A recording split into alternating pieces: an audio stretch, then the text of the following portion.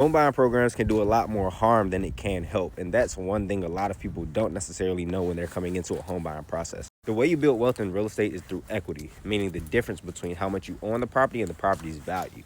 But when you use these programs, a lot of them, not all, but a lot of them come in the form of a deferred loan, meaning that you have to pay this money back if you decide to sell or refinance your house. But because you're always going to have this balance for the entire lifetime of your loan, it's eating into what you're going to make as a profit when you decide to sell, or it's going to make it hard to refinance because you need your property to appreciate by a certain amount to be able to refinance and get a different rate. On top of that, a lot of these programs come with a higher interest rate.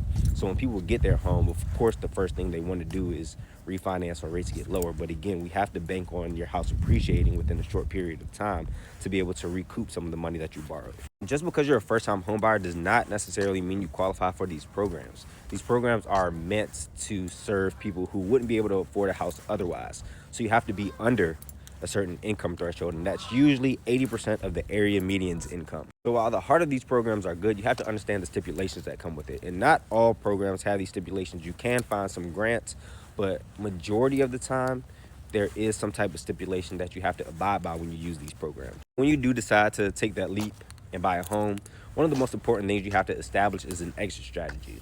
How long do I plan on being in the home? Do I plan on selling it or renting it out? Do I plan on refinancing down the line? If so, how soon do I plan on refinancing?